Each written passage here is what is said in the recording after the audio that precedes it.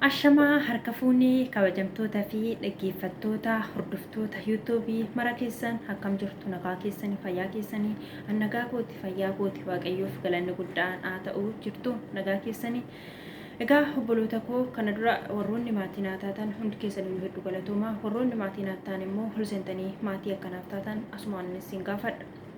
Har'a immoo mata duree tokko qabadhee isiniif argameen jira. Mata dureen koo guyyaa har'aa mammaaksa afaan Oromootii jechuudha. Mammaaksa afaan Oromoo keessatti gahee olaanaa qaba. Fakkeenya dubbii dheeraa tokko karaa gabaabaa ta'e ittiin ibsachuuf akkasuma yaada tokko ittiin goloobuuf akkasuma immoo ittiin jalqabuuf illee yeroo baay'ee uummanni Oromoo mammaaksa ni fayyadama jechuudha. Isaan keessaa mammaaksa tokko kaasee hanga 20 qabadhee isin argameen jira jechuudha.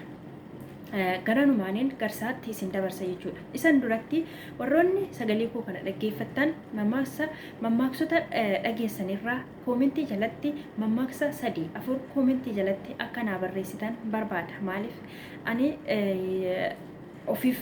maaliif mammaaksi kan jalqaba mammaakamee jirudha. Isaan keessaa warroota beektan warroota immoo isinirraayis barachuun barbaada waan ta'eef koomentii jalatti akka naa barreessitan barbaada. Kan dhadhoota immoo isinitti immoo tokko kaasee hanga 20 hanga xumuraatti na dhaggeeffadhaa isiniin jedha. Tokko gubataa marqaa hubataa targaa jedhamanii mammaaka uummanni Oromoo. Mammaaksi kamiyyuu yeroo mammaakamu hiika mataasaa danda'e qaba jechuudha. Waa malee hin mammaakamus jechuudha. Ergaa guutus kan dabarsu ta'uusaa ni beekama jechuudha. Kanaaf hubadhaa. 2 dhugaan hin qal'atti malee hin cittu jedhanii mammaakamu.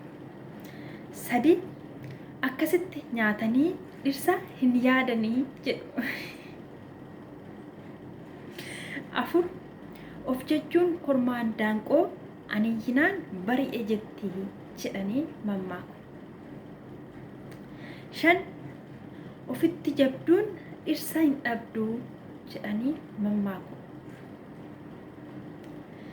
6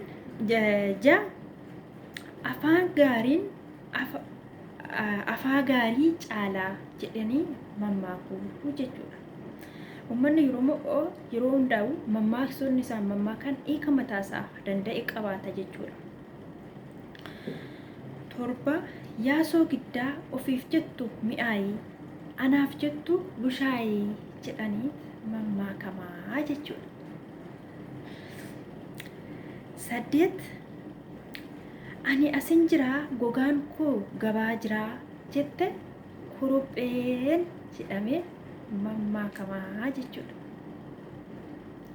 9 ariifattee na dhungattee fira ta'uuf jirraa jedhama. 10 bishaan guuteef nama quufe dhaabadhuu dabarsii jedhama mammaaku. 11 ganamaan ba'aniif waaqa jala hin ba'anii jedhama.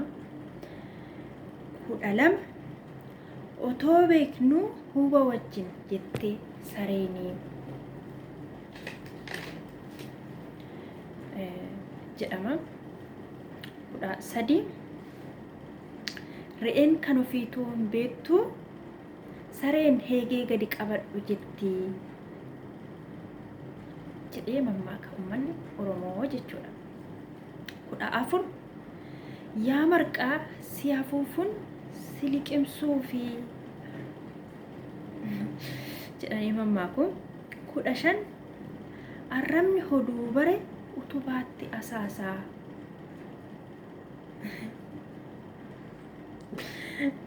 16 karaan sobaan darban gala nama dhibaa.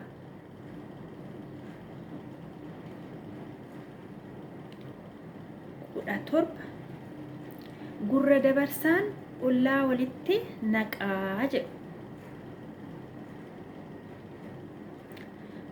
18 bara quufaa lukkuutu dhufaa jedhu. Kudha sagal kan dandeessuudhaan jennaan namichi ganee haadha manaadhaanee jedhu. 20 humni ganamaa dhumaa yaanni galgala dhufaa jedhaniiti mammaaku uummanni Oromoo jechuudha. Mammaaksa kamiyyuu yeroo mammaakamu hiika mataasaa danda'e qaba. Barumsas ni dabarsa, ergaa guutus ni qabaata. Namoonni yeroo baay'ee itti fayyadamu dubbiin galfachuudhaaf karaalee garaagaraatiin itti fayyadamu. Kanaaf mammaaksi afaan Oromoo keessatti gahee olaanaa qaba. Warroonni dhaggeeffattan wantoota beektanirraa 3, 4 koomentii jalatti akkanaa barreessitan asumaan isin affeera. Waan dhaggeeffattaniif galatoomaan isiniin jedha. Hedduu isin jaaladha.